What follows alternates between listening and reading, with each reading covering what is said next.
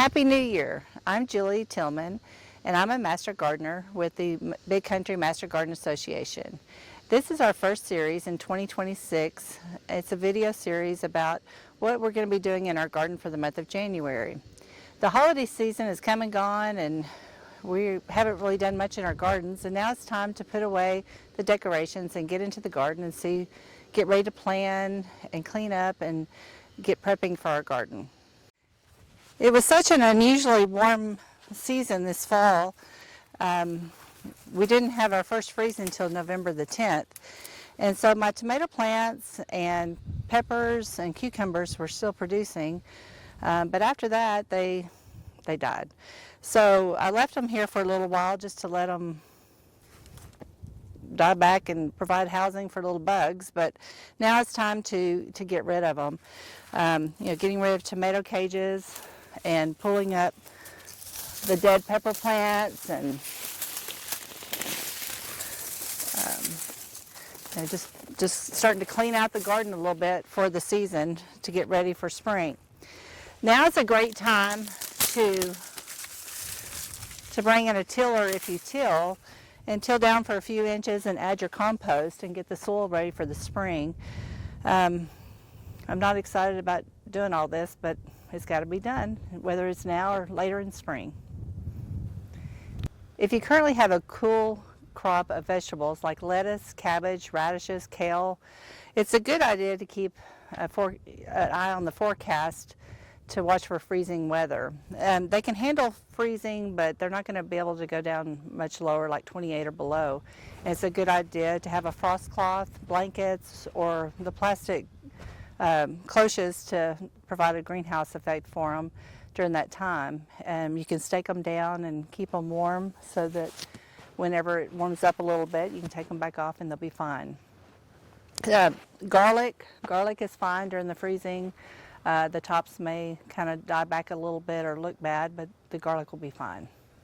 Another thing that's a great winter project is to do winter sowing in containers. Usually you would do them in end of November, early December, but it's been so warm. I just got them done this last weekend. And I need to move them outside, but they've got perennial seeds that need some cold stratification for the winter, and that's always a fun project. This is my first year to do them, and so we'll see how it goes. This greenhouse last year, I had major trouble keeping it warm enough. I had a large infrared heater, but it didn't keep it warm enough, and so everything froze. And so this year I've had to add a propane heater, and I'll add the cooling for the spring, but we're going to see how it goes this winter and see if everything will survive. Another thing in the greenhouse or inside this winter for January, for me, I like to use a lot of basil and rosemary, dill in my garden for pest control.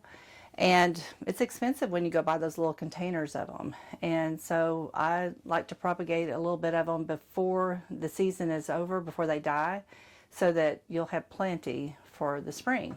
It's a lot cheaper that way.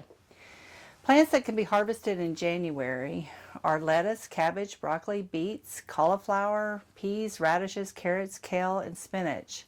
And these same cool weather vegetables can be started as seeds in the ground. However, they may just take a little bit longer to come up.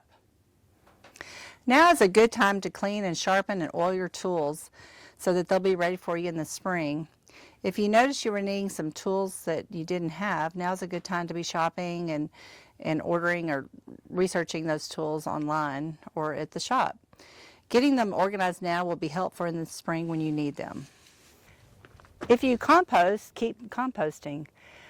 I am constantly adding leaves, coffee grounds, cardboard, paper, clippings from the garden.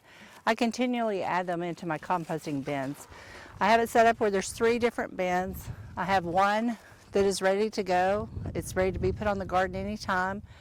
I have one that is finished. I'm not adding to anymore, so it's finishing its process. And then I have one on the far end that I'm adding right now, and I'll probably continue to add for a few more months. So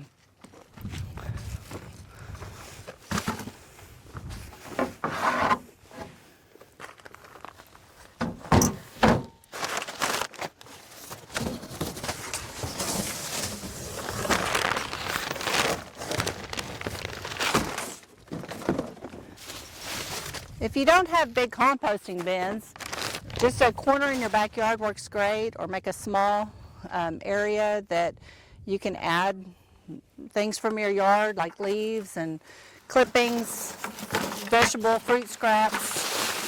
I love coffee grounds.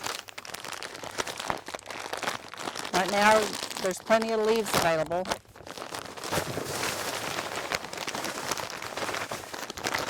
And then of course we have to keep it watered throughout the winter, just like any other time of year, and keep it turned to aerated. And I'll be doing that throughout the winter.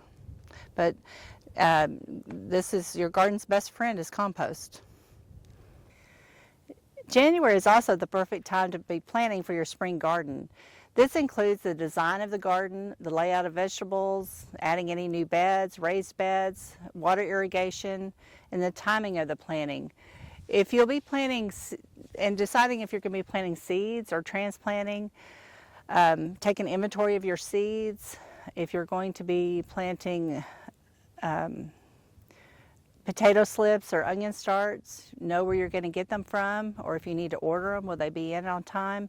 Those are the things that you need to start planning now before it's time to actually put them in the ground.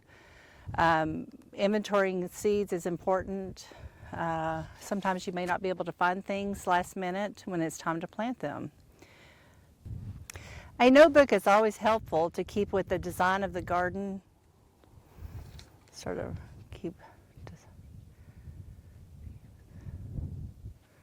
Okay.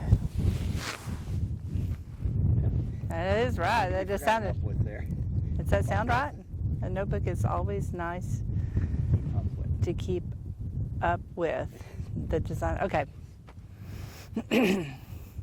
A notebook is always nice to keep up with the design of the garden, the dates of when you planted, how well they did, the amount of harvest you reaped, and your successes, failures, ideas, and what would have worked better for next year.